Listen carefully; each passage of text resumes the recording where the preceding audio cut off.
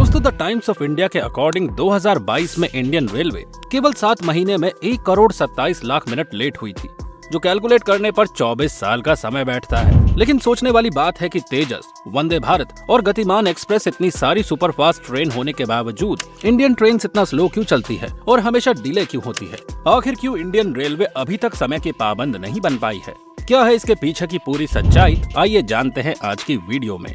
दोस्तों, वीडियो को एंड तक पूरा जरूर देखना, क्योंकि आज की वीडियो में हम इंडियन रेलवे के कुछ ऐसे काले राज खोलने वाले हैं जिसे सुनकर आप सभी के होश उड़ जाएंगे। तो चलिए शुरू करते हैं। इंडियन रेलवे भले ही दुनिया का चौथा सबसे बड़ा रेल नेटवर्क हो, लेकिन अगर स्पीड की बात की जाए तो हम यूएसए, जर्मनी, जापान, फ्रांस और चीन से काफी ज्यादा पीछे हैं, क्योंकि भारत में चलने वाली ज्यादातर ट्रेन की एवरेज स्पीड 40 से 45 किलोमीटर पर आवर होती है, और जिन ट्रेन को हम सुपर फास्ट ट्रेन की कैटेगरी में रखते हैं उनकी स्पीड भी केवल 55 kmph तक होती है, जबकि इन देशों में चलने वाली ट्रेन की स्पीड 300 kmph से भी ज्यादा होती है। दोस्तों, वैसे तो हमारे देश में भी कुछ सुपर फास्ट ट्रेन है जिनकी स्पीड 180 kmph होती है, लेकिन रियल में ये 100 से 120 kmph की स्पीड से ही चलती है।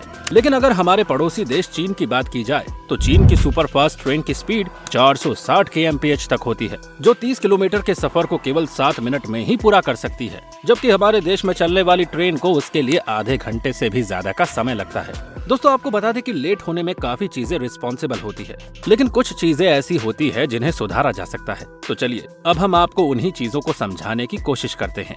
नंबर 1, खराब इंफ्रास्ट्रक्चर। भारत में रेलवे का इंफ्रास्ट्रक्चर काफी आउटडेटेड है, जिसका सीधा सीधा असर रेलवे की स्पीड पर पड़ता है। भारत में कई सारे ऐसे ट्रैक हैं जिन्हें रिपेयर करने और पूरा चेंज किए जाने की जरूरत है, लेकिन सरकार ऐसा कुछ नहीं कर रही है। दोस्तों, अगर रेलवे ट्रैक की लाइफ की बात की जाए तो एक नए ट्रैक की लाइफ 25 से 30 साल की होती है, जबकि भारत में तो 50 साल से भी पुरानी रेलवे ट्रैक मौजूद है, जो रेलवे की स्पीड पर बुरा प्रभाव डालते हैं, और इनकी वजह से रेल हमेशा लेट होती रहती है। नंबर 2, ट्रैक की कमी। भारत में ट्रेन की संख्या तो बहुत ज्यादा है, लेकिन देश में बिछाए हुए ट्रैक की संख्या ट्रेन के अकॉर्डिंग काफी कम है, जिसकी वजह से ट्रेन को हमेशा डिले का सामना करना पड़ता है। दोस्तों, भारत के पास 22,593 ट्रेन है, जबकि भारत में ट्रैक की लंबाई केवल 67,368 किलोमीटर है। और चौंका देने वाली बात तो ये है, इसमें से 54,000 किलोमीटर ट्रैक तो अंग्रेजों ने ही बना दिया था, और आजादी से लेकर अब तक इंडियन गवर्नमेंट ने केवल 14,000 किलोमीटर ट्रैक को ही बनाया है, जो सच में बहुत निराशाजनक है।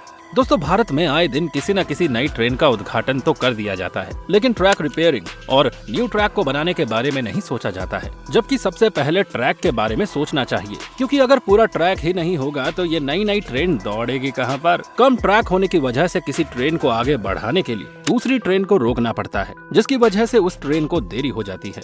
नंबर 3, लापरवाह रेलवे अधिकारी। इंडियन ट्रेन के लेट होने के लिए जिम्मेदार कारणों में एक सबसे बड़ा कारण लापरवाह रेलवे अधिकारी भी हैं। कभी कभी तो यहाँ तक देखने को मिलता है कि अधिकारी ट्रेन के आने की घोषणा किसी और ट्रैक पर कर देते हैं, जबकि ट्रेन किसी दूसरे ही ट्रैक से आ रही होती है, जिसकी वजह से पैसेंजर्स को दूसरे ट्रैक पर पहुँचने में टाइम लग जाता है और ट्रेन लेट हो जाती है। नंबर 4, राजनीति का असर। जैसा कि हम जानते हैं, भारत एक लोकतंत्र है और यहाँ पर हर 5 साल में सरकार बदल जाती है। नए नेताओं का ध्यान अपने इन 5 साल के कार्यकाल में ऐसी चीजों को करने पर होता है जो सभी को नजर आए, इसीलिए वे नई ट्रेन का उद्घाटन कर देते हैं, लेकिन रेलवे ट्रैक को बनाने पर ध्यान नहीं देते हैं और न ही ट्रैक की मरम्मत करते हैं, क्योंकि ऐसा करने में ज्यादा टाइम और पैसा जाता है, जिसकी वजह से रेल की संख्या तो बढ़ जाती है, लेकिन उनकी स्पीड पर कोई भी नेता कुछ बोलता नहीं है।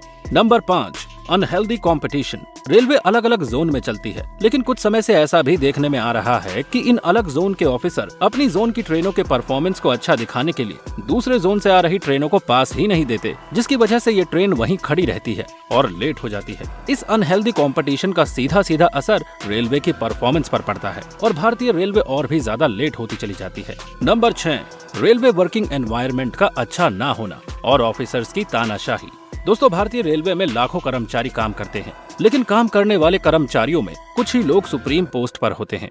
ज्यादातर कर्मचारी निचली पोस्ट पर होते हैं और निचली पोस्ट पर तैनात कर्मचारियों से लगातार ही एक शिकायत देखने को मिलती है कि उनके ऑफिसर उनसे रेलवे के अलावा भी अपने पर्सनल काम करवाते हैं, जिसकी वजह से इन कर्मचारियों को काफी समस्या का सामना करना पड़ता है और इसका सीधा असर इंडियन रेलवे के परफॉर्मेंस पर पड़ता है।